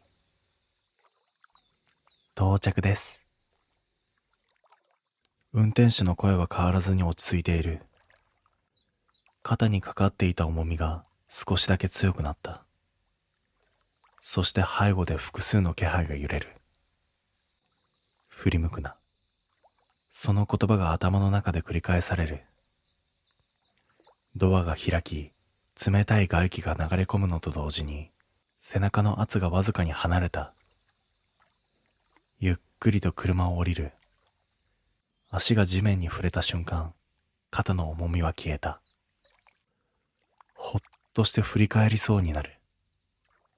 その時運転手が静かに言った。最後に一つだけ教えておきますね。思わず足を止める。今夜目を合わさなかった人はあなた一人でした。背筋が凍った。ホームには10人ほどいた。全員が路線を見ていた。じゃああれは何だったのか。振り返らずに目だけでタクシーの窓を見た。ガラスに映っているのは俺の姿だけではなかった。後部座席いっぱいにこちらを見つめる顔が並んでいる。全員目をカッと見開いている。全員俺と目が合っていない。彼らはホームでずっとこちらを見ていたんだとそこでやっと理解する。目を合わせなかったのではない。俺がそらしていた。タクシーのドアが静かに閉まる。エンジン音はしないまま車体だけが滑るように動き出した。その瞬間背後から小さな声が聞こえた。次は見てくれるよね。思わず振り向いてしまった。そこにはホームで靴先だけ見えていた女が立っていた。ゆっくりと顔を上げる。目があった。そして視界が一瞬暗転した。次の瞬間、俺はホームに立っていた。終電まであと3分。電光掲示板がふっと消える。周囲には10人ほどの人影。その中にはさっきの俺がいる。視線を落としていて、タクシーのエンジン音が遠くでかすかに響いていた。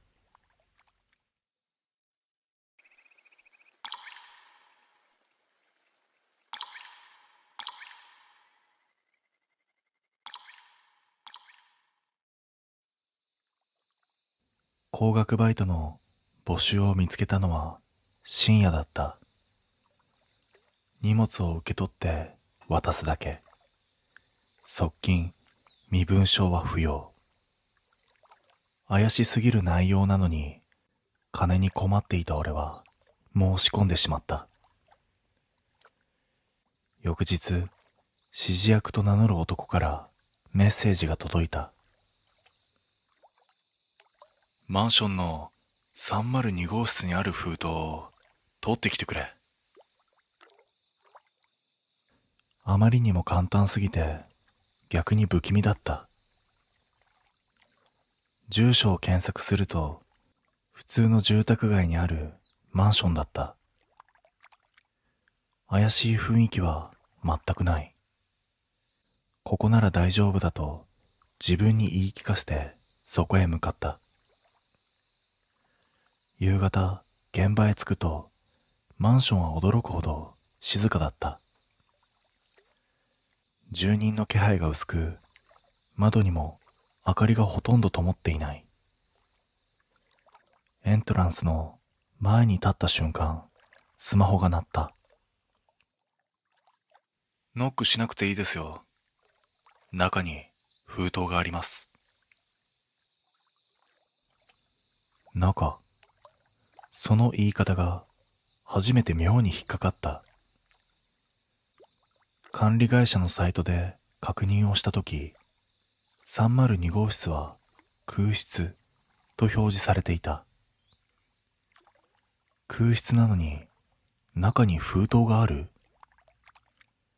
疑問を抱いたが、引き返せる雰囲気ではなかった。エレベーターで3階へ上がる。廊下の空気が重い。照明はついているのに妙な薄暗さが残っていた。302号室の前に立つと、扉の向こうからかすかな物音がした。生活音にしか聞こえない誰かが椅子を動かすような音だった。空室のはずだ。どう考えたっておかしい。俺はスマホを取り出し、指示役に連絡をしようとした瞬間、画面が震え、着信が入った。こちらが動いた瞬間のタイミングで電話が来る。まるで見られているような気味の悪さ。電話に出ると、男は落ち着ききった声でこう言った。大丈夫ですよ。入ってください。なぜ中の音に気づいている？なぜ俺が玄関の前で立ち止まった瞬間に電話が来るんだ？廊下のどこか、あるいは近くの部屋から誰かが俺を見ている。そうとしか思えなかった。それでも金銭の焦りと、ここで逃げることの怖さの方が勝ってしまった。ノブを回すと鍵は開いていた。静かに押すと扉が開く。中は空室のはずなのに驚くほど整えられていた。新品のテーブル、ソファー、そしてカーテン。冷蔵庫には通電している音がかすかに響いていた。まるで住んでいる人間がついさっき外出したばかりの空気だった。それなのに、その場には人だけがいない。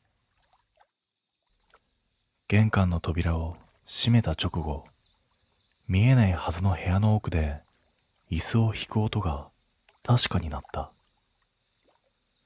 その音に反応するようにスマホが震える。画面にはまた指示役の名前。電話に出ると今度は囁くような小さな声だった。そこ、前の受け子が使っていた部屋なんですよ。封筒を取ったらすぐに出てください。前の受け子、胸の奥が冷たくなった。この部屋はただの空室ではない。明らかに何かに使われていた部屋だったんだ。そして今その続きを俺がやらされようとしている。テーブルの上に封筒がポツンと置かれていた。白無地で印字も何もなかった。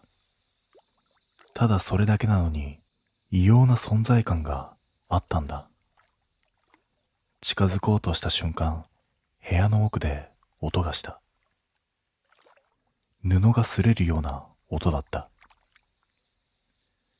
人が立ち上がった時に響くような気配にも似ていた。空室のはずの部屋で何かが動いた。背筋をなぞるような冷たさが広がり、呼吸が浅くなる。封筒を手に取ると驚くほど軽かった。中身が入っている気配が全くないんだ。ただの紙切れを持ったような軽さだった。その時、またスマホが震えた。指示役から短いメッセージ。中身を見るな。すぐ出ろ。なぜ見るなという？そもそもこの部屋に誰が封筒を置いたんだ？疑問だらけなのに全てを遮断するような命令だった。俺は考える間もなく部屋の隅からカタンと音がした。何か硬いものが倒れた音。反射的に振り向くが人影はない。ただ玄関の方から今度はコツッコツッとノブを叩くような音が聞こえてきた。誰かが外にいる。この部屋の前に立っている。心臓が激しく跳ね、息が乱れた。そしてスマホに再び着信。指示役だ。出ると声がさっきより近かった。通話越しとは思えない距離感で囁く。外の人は出入りをする人じゃない。気づかれたら終わるぞ。終わり。その言い方には脅しではなく経験から来る確信があった。胸の奥がひどく痛む。この部屋で前の受け子が何をされたのか、どうなったのか、言葉にされなくても分かっていく感覚があった。封筒を握りしめた手に汗がにじむ。頭の中に最悪な想像ばかりが浮かぶんだ。早く出ないといけない。そう思って玄関へ向かうと、ノブが外側からゆっくり回った。完全に回しきらず少しだけ。動かしては止めて、また動かす。まるで中の反応を探っているような不気味な動き。足が凍りついて動けなかった。ノブの動きが止まり、今度は扉の下のわずかな隙間に影が落ちた。立っている。そこに誰かがいる。その時、またスマホが震え、また指示役の声。ドアを開けちゃいけない。その人間はこの部屋にいた前の子を探してます。前の子。俺は呼吸が止まった。この部屋で前の受け子が消えたという意味だ。そして今、その行方を探す人間が俺がいるこの部屋の前に立っている。影が少し揺れた。足音は一切しないのに気配だけが近づいてくる。ノブがまたゆっくり回された。もうダメだと思った瞬間、廊下の奥で別のドアが開く音がした。その気配に気づいたのか、玄関前の影がスッと消えるように動いた。足音一つなく、本当に影だけが横を滑るように消えていった。しかし、安心する間もなく、スマホから短く一言だけ届いた。まだ終わってません。影が廊下の奥へ消えた瞬間、少しだけ足の震えが収まった。しかし、息を整える間はなかった。指示役からのまだ終わってませんという言葉が頭の奥で響き続けていたんだ。封筒を握りしめたまま玄関から離れようとしたとき、部屋の奥からゴトッと鈍い音がした。生活音とは違う。誰かが壁に手をついたような重さのある音。空室のはずの部屋で確実に何かが動いている。背中を押されるような嫌な予感がして振り返ると、廊下の一番奥の部屋の扉がほんの数センチだけ開いていた。さっきまでは閉まっていたはずだ。開けた覚えもない。その暗闇の隙間からゆっくりと空気が漏れ出すように流れ、部屋全体がかすかに揺れた気がした。スマホが震えた。画面にはまた指示役の名前。出ると声はかすれていた。奥の部屋は絶対に近づかないで。そこは前の子が最後に入っていた部屋なんだ。言葉の途中で男の声が急に小さくなった。誰かに聞かれないように息を殺している気配が伝わる。いいか、封筒をその場に置いて玄関から静かに出ろ。戻らなくていい。鍵も閉めなくていい。とにかく音を立てずにそこから出ろ。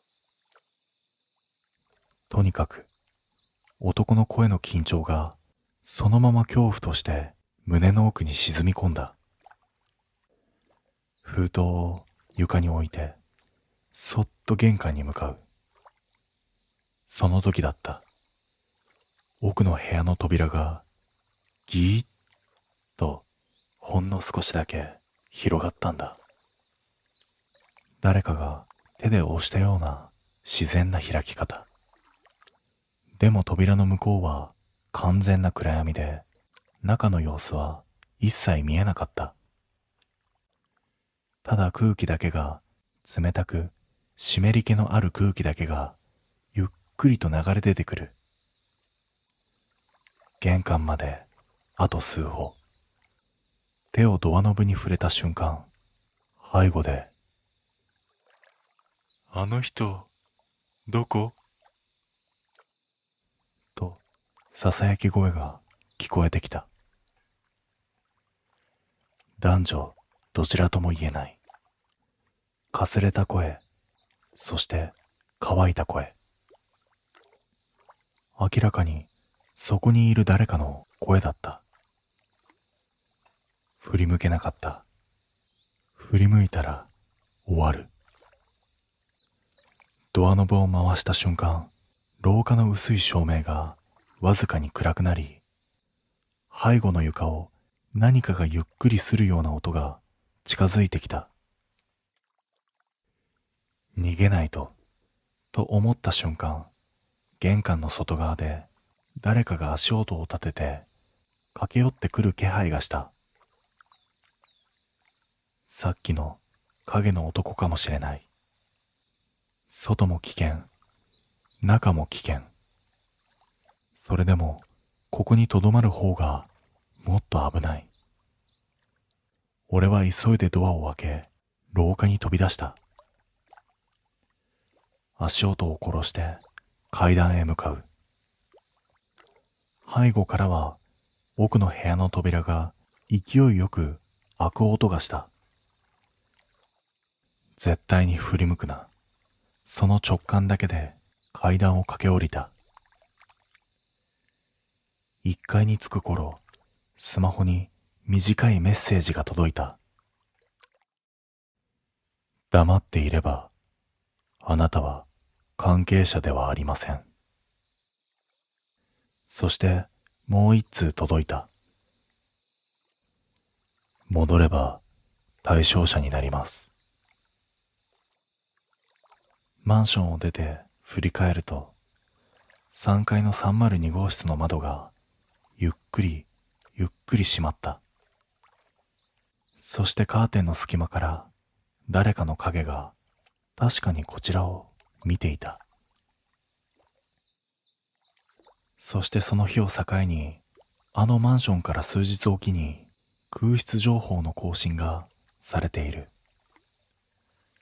302号室は今も空室のままだ。誰が住んでいたのか、そして誰が消えたのか。あの日、俺が見つめていた影は誰なのか。そして前の子の代わりが次に呼ばれるのは一体誰なのか。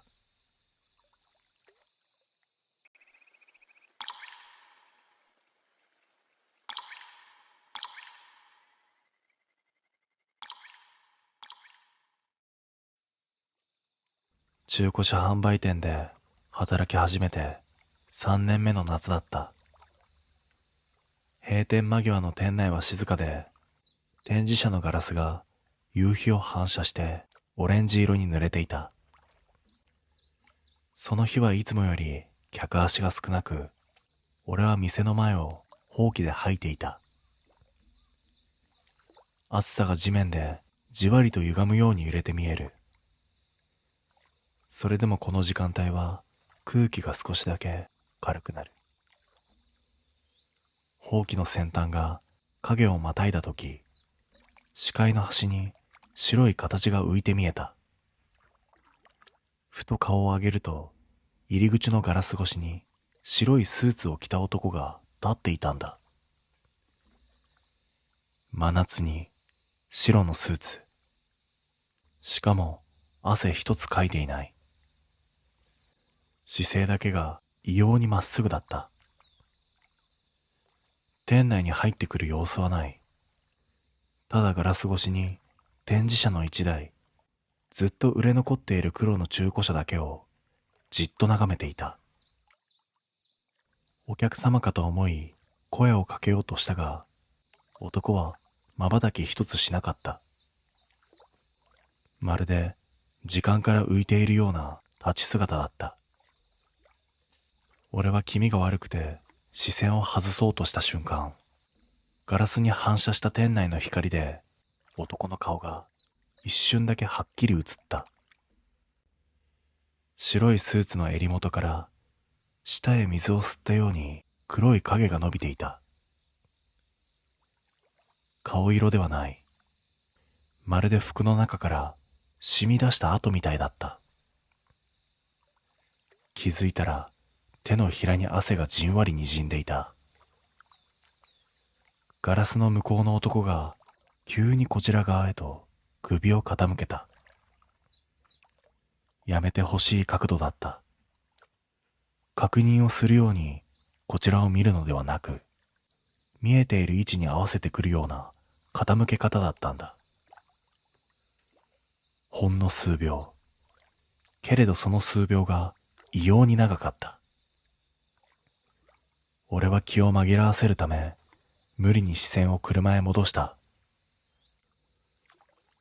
売れ残っている黒の中古車は、前のオーナーが事故で手放して以来、誰も買いたがらない車だった。それを男は一切視線を外さずに見続けている。振り返った時、ガラスの前にはもう誰もいなかった。白い影は消えていた。ドアは開いていない。足音もしない。けれど地面にはほんの一つだけ濡れた靴跡が展示車の方へ向かって残っていた。その靴跡の先、黒い車のボンネットを見た瞬間、胸の奥で何かがざわりと動いた。理由はわからない。ただあの白いスーツの男が車から離れられない何かだった気配だけが静かに背中へと染みていった。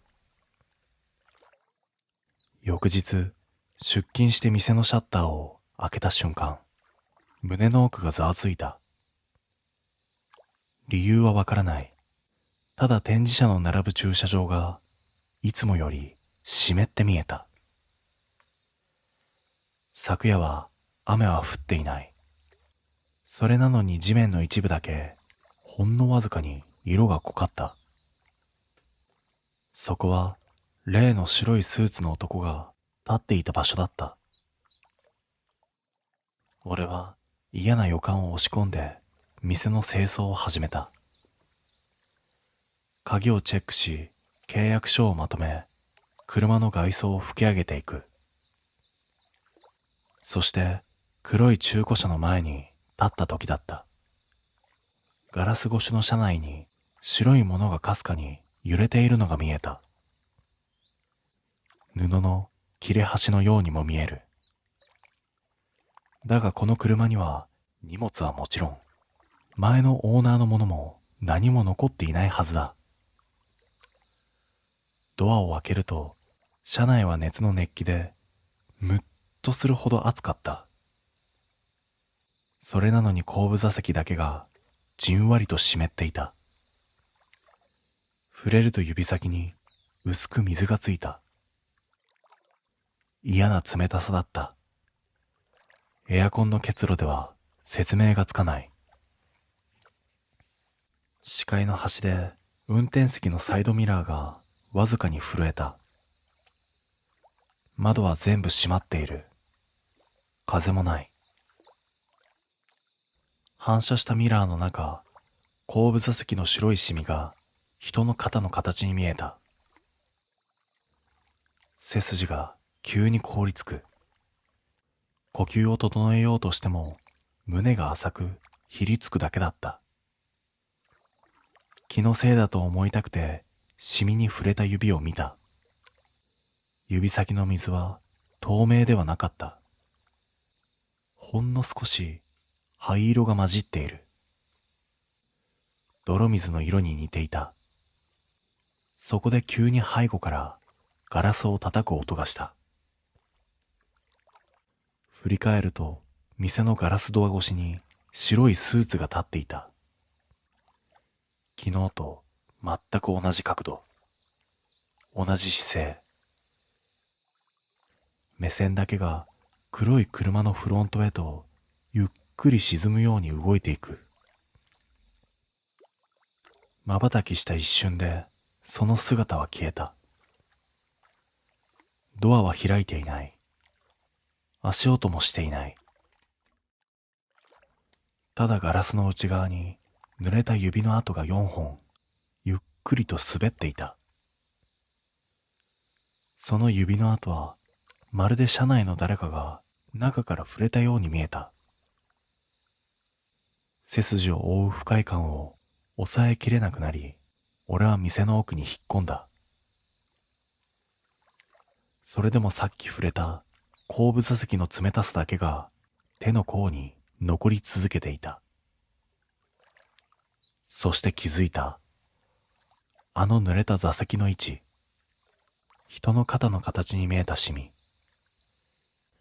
それはちょうど前のオーナーが事故で見つかった時の姿勢と同じ高さだった。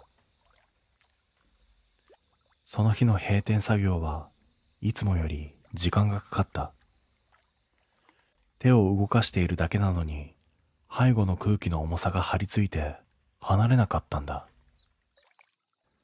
外が暗くなる頃、駐車場の明かりがパッとついた。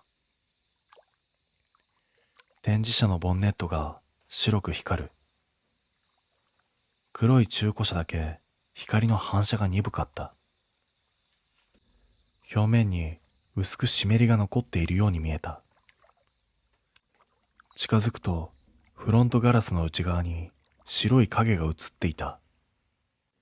人影のようで体の線がやけに細い。こちらの気配に合わせるようにゆっくりと首が傾いた。俺は怖くて目をそらした。視線を地面へ向ける。そこには濡れた靴の跡が一列ずつ並んでいたんだ。店の入り口から黒い車のドアへ向かう一本の線。歩幅は妙に狭いのに地面はしっかりと濡れていた。まるで湖から靴を引きずり上げたような跡だった。心臓が乱暴に跳ね上がった。開いているはずのないものが車の中で動いている。そう理解した瞬間だった。ガラスの内側からカツッと乾いた音がした。次の瞬間、内側の曇りガラス越しに指がそっと一つ当てられた。それは外からではなく明らかに中から。指先はゆっくりと横へ滑り、ガラスに白い跡を残していった。その線が描いていたのはこちらへ向くような手招きの形。俺は耐えられなくなり後ずさった。車の中には誰も乗せていない。鍵も閉めていた。それでもガラス越しに映る影は確かに人の姿だった。店の明かりが急に揺れた。風もないのに光だけが波打つように震えていたんだ。俺はフロントガラスへと視線を戻した。そこには白いスーツを着た男が座っていた。運転席、正面を向いたまま目を閉じている。肩は濡れていた。スーツの襟元には泥のような暗いシミが広がっている。昨日見た姿そのままだった。ただ一つ違う。男はシートベルトをしていた。それは前のオーナーが事故で見つかった時と同じ状態だった。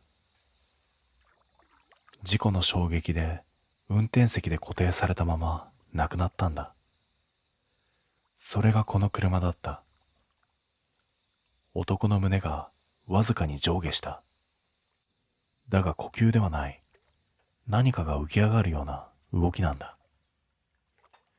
次の瞬間、湿った手のひらがガラスの内側からべたりと押し付けられた。泥混じりの水が液体の線になって垂れ落ちる。俺は逃げるように背を向けた。走り出した俺の背中にはっきり届いた。車内から聞こえるドアが開く音。鍵はかけていた。店のシステム上、外からは開けられない。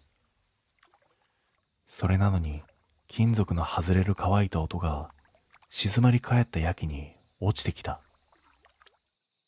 振り返る勇気はなかった。後日黒い中古車は廃車扱いになった。その車から前のオーナーの形見とされる白いハンカチが見つかったという。ただ一つわからないことがあった。それはそのハンカチが俺のロッカーの中に入っていたこと。濡れたまま泥のついた指跡が4本消えずに残っていた。